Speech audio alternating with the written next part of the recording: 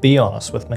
Do you often win imaginary arguments in the shower? You know exactly what comebacks to use, how to articulate your point, how to emerge victorious from a past confrontation. Well, the jerk store called. They're running out of you. But that's just the problem. That confrontation or discussion happened 2 days ago, and you were like a deer in headlights at the time. Your opinions sort of made sense in your head, but you couldn't articulate them in the moment. Oh, yes! That's what I should have said! If you've ever felt like that, and you want the solution, then keep watching. This video is for you. So first things first, you don't need a speaking coach. Not yet, anyway. You see, to hire a speaking coach to solve this problem, that would be like hiring a running coach before you've even learned to walk. Now, the real reason that you get jumbled when talking about important things, it's simple. You don't actually know what you think. Now, I'm not calling you stupid, far from it, but you see, the mind is for having ideas, not for storing them.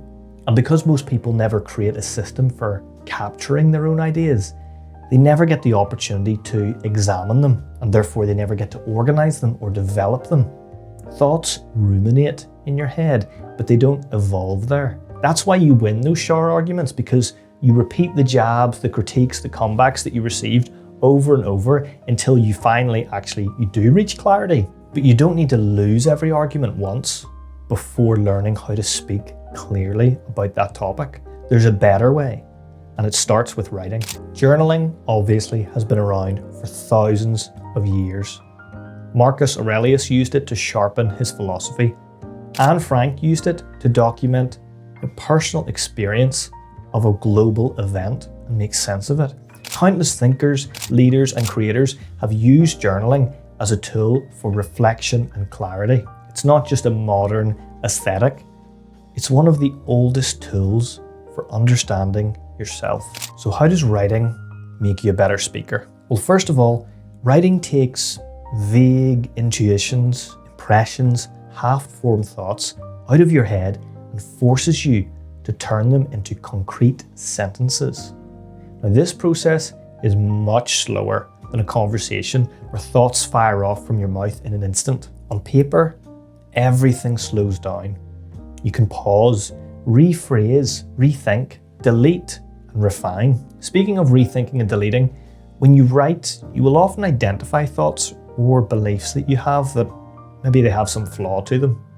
It could be that you recognize that the thought isn't actually your own thought.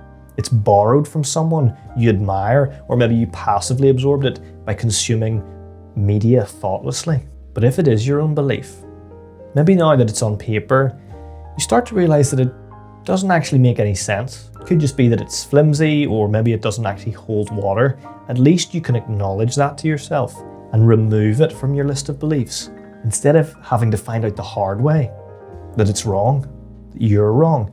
The hard way would be blurting it out mid-conversation to the shock of your friends and family. But maybe it's not quite that it's the wrong belief, but that your way of expressing it isn't strong enough. It's not getting your point across. Well, now you can spend time thinking of stronger ways to express it.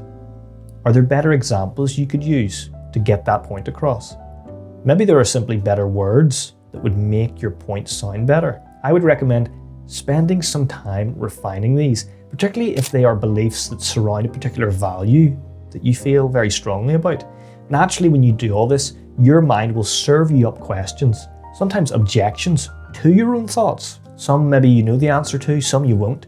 This is not a problem. This is a golden opportunity to develop the thought further, because now you're anticipating objections or what others might say in disagreement to your opinion.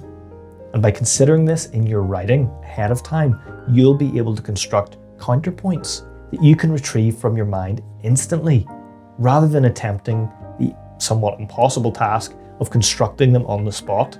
See, most people aren't verbally articulate enough to do that, but you don't need to be. And that's my final point about the strength of writing for speaking. It reduces cognitive load. When you've already processed an idea in writing, you no longer have to construct the whole argument during the conversation. Your brain can simply retrieve the structure that you've already built on paper. And that's why people who journal they often sound more confident. It's because they're not improvising, they're recalling. Now, I fully appreciate journaling can sometimes feel overwhelming to start, especially if you've never done anything like it before. Maybe it's been several years since you've done any writing, and there's thousands of YouTube videos and influencers telling you the right way to do it. Usually these focus on hyper productivity systems, daily, weekly, monthly, and yearly planning. It's a lot, okay? I understand. But let me tell you the simplest, easiest way to get started and start feeling the benefits of journaling. This is how I did it when I started over a decade ago now. Get a notebook. Doesn't have to be leather bound, moleskin book.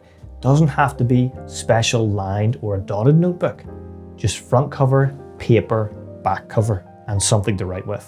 What I want you to do is begin each entry with the date and write down your thoughts, how you feel. Personally, at the beginning, I didn't have a strict time of day when I did this, but I did fall into the habit of writing something as part of my morning and my evening routine. And I kept that notebook with me throughout the day so that I could write if I felt like it. And that was typically during those quiet moments. They're rarer nowadays because we've got smartphones, but those quiet moments were things like being on the train, 40-minute train journey. That's when I would write. Waiting at a coffee shop for a friend to arrive, I would write in my journal. Notice that I haven't mentioned how much you should write. And that's because at this stage, it's not important. Especially if you're just getting started. Word counts can be useful for more advanced writers, but they can be somewhat intimidating for just dipping a toe in.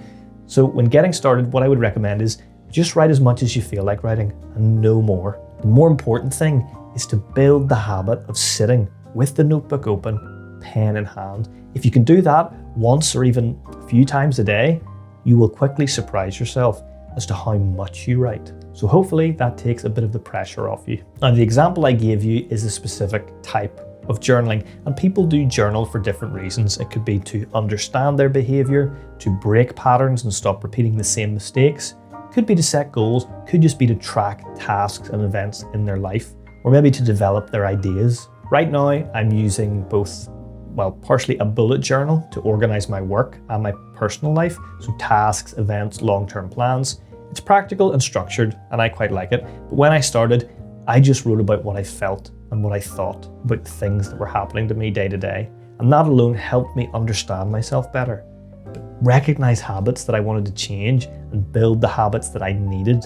Whatever form you decide, the principle is the same. Journaling makes you more conscious of your own mind, and that consciousness makes you articulate. So folks, let me know down in the comments below if you're thinking about starting journaling, or if you already do it. Let me know what style works for you. What do you enjoy about journaling? And do you find that it makes you more verbally articulate in conversation with friends, family, colleagues? I'm looking forward to discussing that with you. But as always, thank you very much for watching, and I'll see you in the next one.